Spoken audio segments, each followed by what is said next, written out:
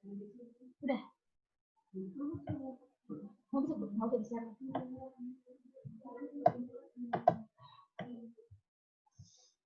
Baik, pembahasan saya itu teologi kontekstual.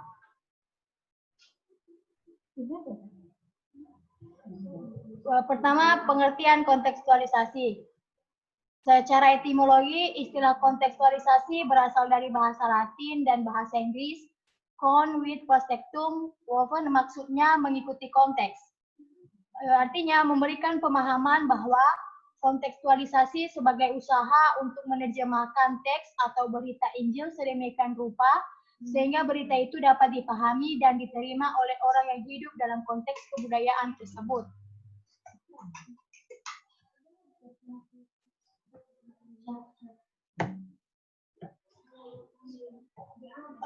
Konteks dan kontekstualisasi, istilah konteks digunakan dengan arti yang berbeda-beda. Dalam hermeneutika, istilah konteks dapat mengacu pada kalimat-kalimat yang menyertai suatu bagian Alkitab sebelumnya dan sesudahnya. Masih dalam hermeneutika, konteks juga dapat dipakai dengan arti kiasan, yaitu konteks historis. Konteks historis mengacu pada suatu kondisi tertentu yang di dalamnya suatu kitab yang disusun. Jadi konteks sekarang ini mencakup segala segi kehidupan di sekitar kita dan di dalam diri kita. Kontekstualisasi dalam Alkitab. Perjanjian Lama, Nabi Yeremia mengirim surat kepada orang-orang Yahudi yang tinggal di pembuangan di Babel, Yeremia pasal 29. Surat ini menganjurkan adaptasi secara sadar dan sengaja yang tidak jauh dari pemahaman modern tentang kontekstualisasi. Perjanjian Baru memperlihatkan serangkaian keadaan amat berbeda sehingga berguna untuk pembicaraan kita mengenai kontekstualisasi. Pertama, kedatangan Kristus dan penggenapan karya penyelamatannya, memberikan fokus bagi berita keagamaan. Teologi kontekstual bermunculan karena teologi-teologi sebelumnya yang mengklaim sifat universal tidak menaruh perhatian pada konteks lokal dan karena teologi-teologi itu merupakan perumusan dari situasi-situasi yang berbeda. Teologi kontekstual timbul dari suatu kesadaran baru akan pengelompokan kelas, etnik, keturunan, jenis kelamin, budaya atau suatu lingkungan sosial atau agama secara keseluruhan. Pemahaman tentang teologi kontekstual adalah bentuk teologi yang dibangun pertimbangan kontekstasi doktrin-doktrin teologis pada konteks-konteks lokal atau setempat yang berbeda satu dengan yang lainnya. Kontekstualisasi berkaitan dengan penilaian terhadap konteks-konteks dalam dunia ketiga. Istilah pemribumian cenderung digunakan dalam pengertian menanamkan Injil ke dalam suatu budaya. Lawrence Hendrick pada memberi sebuah definisi teologi kontekstual. Demikian, teologi kontekstual adalah suatu usaha untuk mencari bentuk, terobosan, gebrakan, pola, dan wujud serta bahasa teologi bagi lingkungan dan masyarakat dalam kaitan dengan kesadaran akan adanya pluralitas agama dan pandangan hidup, filsafat dan kebudayaan, sistem politik dan masyarakat. Bentuk-bentuk teologi kontekstual di dunia ketiga diantaranya teologi pembebasan di Amerika Latin, teologi hitam, teologi dekolonisasi, teologi Ethiopia, dan teologi Afrika atau teologi agama tradisional di Afrika. Teologi yang ada pula mengatakan bahwa teologi yang hidup adalah teologi mengenai kehidupan. Itu berarti bahwa ketika konteks kehidupan berubah, maka diperlukan pola suatu teologi yang baru. Yang dalam buku yang saya baca, teologi kontekstual itu harus merupakan upaya konteks sistem religius, ya dimensi kognitifnya, dimensi ekspresifnya, dan dimensi praktisnya. Dalam praktik Indonesia, ini rupa-rupanya masih belum disadari. Ada secara cuplikan-cuplikan, misalnya memasukkan gamelan atau wayang dalam kehidupan liturgis saja.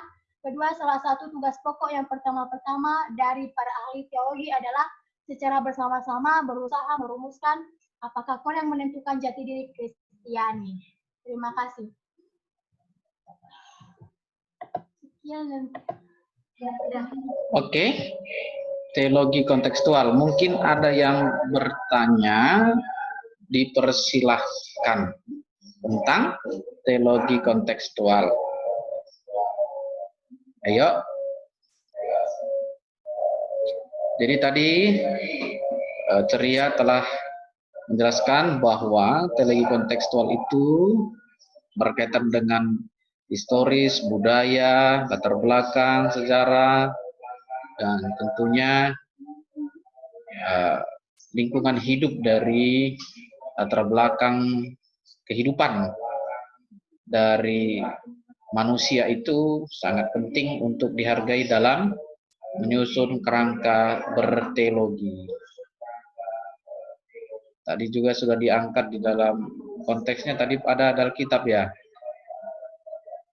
Contohnya dalam Perjanjian Lama tadi dalam kitab apa ya, Ceria? Yeremia itu tentang apa? Bentar ya, Pak.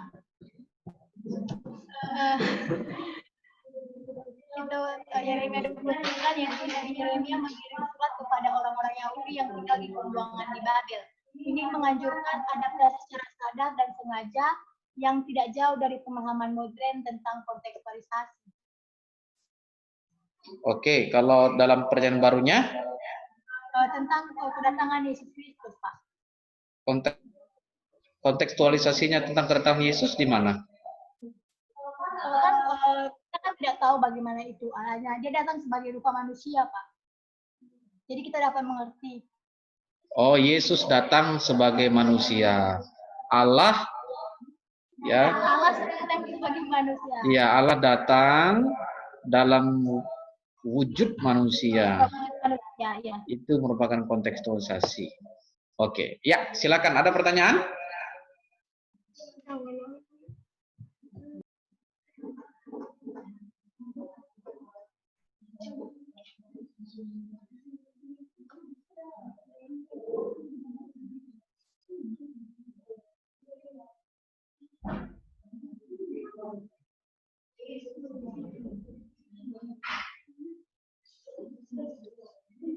Ya, dari Ferdin.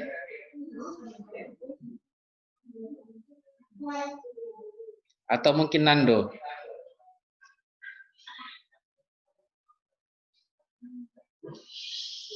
Silakan. Ya, itu ada David. Apakah kita sekarang ini termasuk dalam ajaran teologi kontekstualisasi?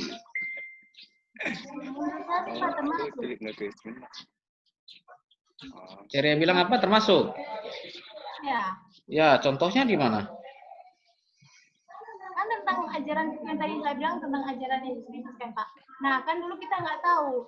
Nah, sekarang dengan adanya kedatangan Yesus Kristus, kita dapat mengerti bahwa dia datang menjadi rupa seorang manusia, ya, kita tahu bahwa dia itu Allah, Pak. Oh, gitu ya. Oke, kalau misalnya dalam kehidupan kita, ada nggak kira-kira yang merupakan teologi kontekstualisasi yang kira-kira bisa dilihat di tengah-tengah kehidupan kalian? Contoh saya angkat ya. Contoh saya angkat, contohnya begini. Yesus itu ketika mengajar, contoh tentang Yohanes 15. Itu kan perumpamaan kan? Perumpamaan tentang apa? Pokok anggur. Yohanes 15 kan? Nah, tentang pokok anggur itu Tuhan Yesus pakai untuk menjelaskan tujuan isi makna yang hendak dicapai oleh Tuhan Yesus. Tetapi isi atau makna yang hendak dicapai Tuhan Yesus itu disampaikan Tuhan Yesus dengan cara memakai ya, konteks lingkungan, kebudayaan yang ada di sekitar pendengar. Jadi dalam konteks orang Yahudi pada waktu itu Tuhan Yesus memakai ya, pokok anggur. Di mana pokok anggur itu adalah merupakan sesuatu yang sangat penting bagi kehidupan orang Yahudi. Karena orang Yahudi itu yang memiliki kebiasaan tradisi dalam pertanian untuk menanam pokok anggur. Dan itu merupakan minuman mereka, meminum anggur.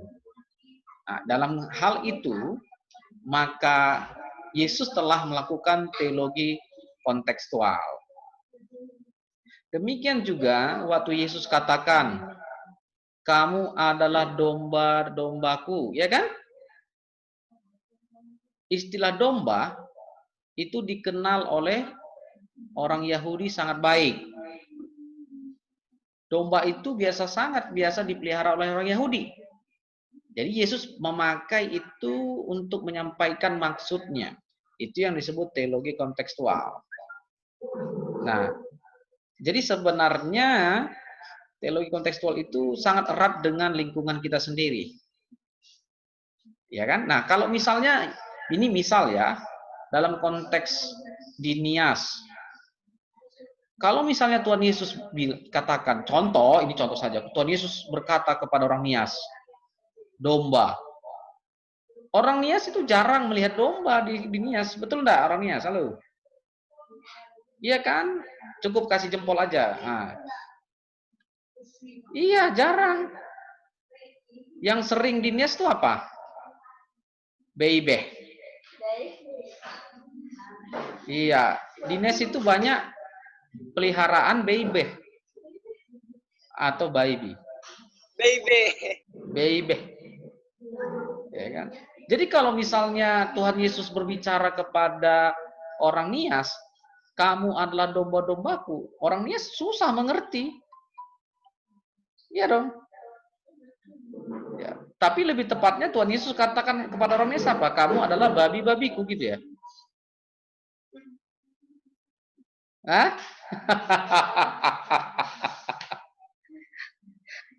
Kamu adalah babi-babiku gitu. Ya, kan kita masuk dalam konteks kan. Sama seperti orang di Batak juga. Kalau Tuhan Yesus bicara ke orang Batak, kamu di Batak itu banyak babi, banyak juga kerbau, horbo. Jadi Tuhan Yesus bilang sama orang Batak, kamulah horbo-horboku katanya. Kerbau-kerbauku katanya. Itu dia. Jadi itu masuk dalam kontekstual. Gitu. Yang penting isinya itu tersampaikan dengan baik kepada pendengar. Oke, ya silakan kalau ada pertanyaan. Jadi Tuhan Yesus banyak sekali mengajar secara kontekstual, banyak sekali gitu. Itu tadi yang ditanyakan oleh Fernando dan David. Apakah kita sekarang ini termasuk dalam ajaran teologi kontekstual? Ya, Alkitab itu ajaran teologinya kontekstual. Alkitab itu sangat kontekstual. Ya, itu benar-benar membumi. Ya, seluruh orang Israel dapat memahaminya dengan baik. Nah, kita harus tahu bahwa Alkitab kita karena diturunkan kepada orang Israel sebagai penerima pertama, maka konteksnya yang dipakai oleh Tuhan Yesus konteks mana? Konteks Israel. Konteks Israel. Bukan konteks Batak. Apalagi konteks Dayak. Enggak. Itu ya. Oke, ada lagi pertanyaan dari yang lain selain tadi Nando dan David? Biasanya Pentakosta. Silakan Pentakosta dan apa? Supri.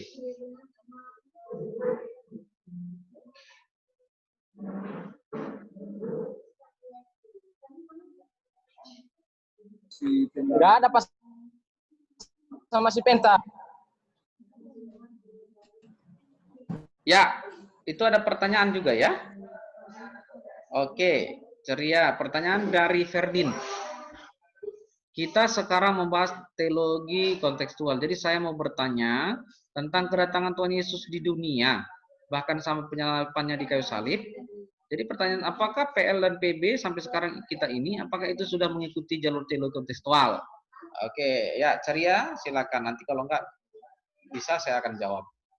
Tentang penyaliban Tuhan Yesus Ceria, silakan. Apakah itu teologi kontekstual? Ya, silakan. Jelaskan. Iya, Pak Musa, iya.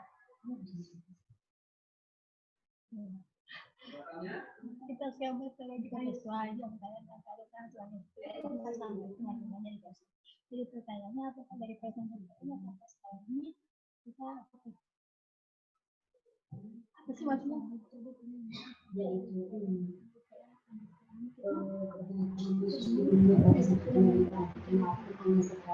Apakah ada kuasa hukum yang sampai sekarang ini sudah mengikuti jalur Ya, iyalah kan sudah kan dengan kedatangan Tuhan Yesus kita sudah mengikuti jalur kontekstual. Yang pertama tadi kata kedatangan Tuhan. Kan katanya tentang kedatangan Tuhan Yesus di dunia, bahkan sampai penyalibannya. Berarti kita sudah mengikuti jalur kontekstual. Dari kita mulai dari kedatangannya saja. Di kedatangannya saja sudah kita mulai namanya kontekstualisasi dengan datang sebagai rupa manusia. Dan dia disalibkan untuk menebus dosa-dosa kita. Dan itu diajarkan agar kita dapat mengerti bahwa dengan cara keselamatan itu dia adalah berkorban di kayu salib. Oke. Ya, tadi ceria tentang Yesus menjadi manusia itu adalah kontekstual, itu juga tadi saya sudah jelaskan bahwa Yesus itu ya lahir menjadi orang Yahudi dan sukunya adalah suku Yehuda. Yesus yang adalah Allah tidak menjadi manusia di suku Batak. Ya kan? Yesus tidak suku Dayak, tapi suku Yehuda, orang Israel. Artinya, Allah memang memilih konteks kedatangannya sebagai manusia, sebagai orang Yahudi. Bisa paham? Ya. Itu jelas sekali bahwa Yesus lahir menjadi manusia, Yesus kenosis, Yesus menjadi manusia, ya, di dalam lingkungan orang Yahudi Israel, yang dimana Yahudi Israel memiliki juga tradisi dan kebudayaannya. Dia juga harus hidup dalam kebudayaan Yahudi, dan dia adalah suku Yehuda. Artinya Allah, Yesus memilih suku itu, suku Yahudi, untuk berkontekstual. Nah, Yesus tidak memilih suku Ambon, toh? Ya, tapi bisa juga.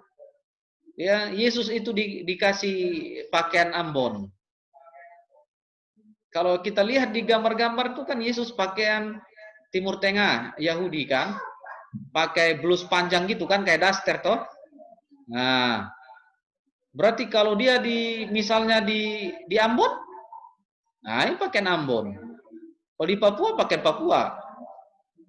Ya, kalau di Batak pakai ulos. Nah, ini contoh saja.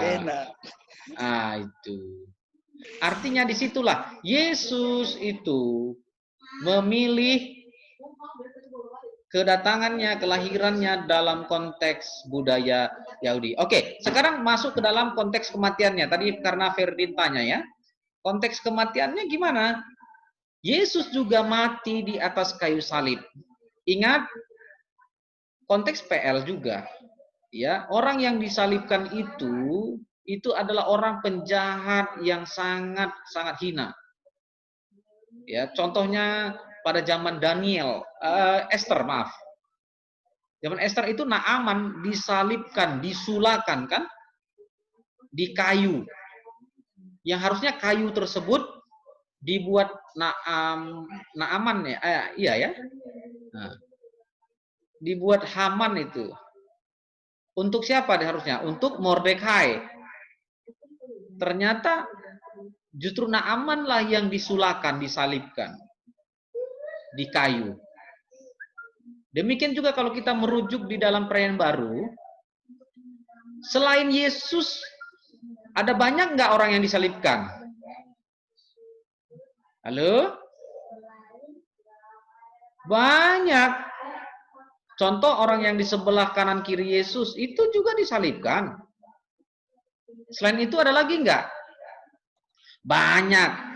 Sebelum Yesus disalibkan, maka semua penjahat-penjahat kelas berat, penjahat yang hina, penjahat kelas kakap, itu disalibkan oleh kekaisaran Romawi.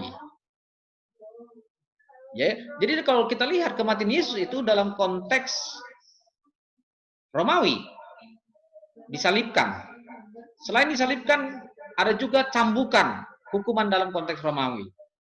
Itu merupakan semua konteks kekaisaran Romawi. Jadi Yesus pun mati di atas kayu salib merupakan teologi kontekstual. Oke? Ya, silakan ada lagi pertanyaan. Jadi sudah terjawab ya, Ferdin. Jadi sekalian saya menjelaskan supaya sekalian saya mengajar juga lewat kalian presentasi, maka saya juga akan menjelaskan. Jadi lebih supaya ini. Oke, Ferdin sudah oke. Ada lagi yang lain? Si Tris, silakan. Nah, tadi saya menjelaskan istilah konteks yang digunakan dalam arti yang berbeda-beda, salah satunya di dalam hermeneutika. Nah, pertanyaan saya itu bagaimana penggunaan istilah konteks dalam hermeneutika yang menyertai suatu bagian Alkitab sebelumnya dan sesudahnya. Jadi dari penjelasan ceria itu Pak, saya belum mengerti, jadi saya meminta penjelasan yang lebih jelas lagi. Konteks Ini di dalam hermeneutika, Pak. Nah, menurut hermeneutika, istilah kata konteks itu mengacu pada kalimat-kalimat yang menyertai di dalam Alkitab itu sebelum dan sesudahnya. Nah, dia nggak mengerti kalimat. Saya belum mengerti, Pak. Jadi saya meminta penjelasan yang lebih lagi. Oh, oke, ya. Ya, di dalam hermeneutika ada istilah konteks. Kon itu artinya bersama atau menyertai. Ya, di dalam hermeneutika memang ini harusnya mata kuliah hermeneutika, tetapi tidak apa-apa. Ya, konteks itu artinya ya bersama atau menyertai di dalam suatu makna, ya, di dalam suatu deskripsi penjelasan, maka ada suatu konteks di mana penjelasan itu terikat di dalam konteks. Suatu penjelasan, suatu tulisan apapun tidak bisa terlepas dari konteks. Sehingga kita harus memahami konteksnya, baru kita boleh menafsirkannya. Menafsirkan hermeneutika. Contoh, ini misalnya ya, misalnya ada status seseorang di Facebook. Dibuat statusnya itu sedang galau. Pasti status itu ada konteksnya. Konteksnya di mana? Apakah konteks sebelumnya, ya kan? Apa yang dialami oleh pembuat status Facebook?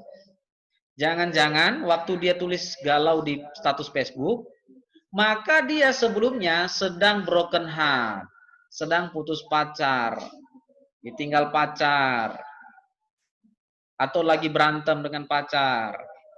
Makanya ditulis statusnya apa? Sedang galau. Gitu kira-kira.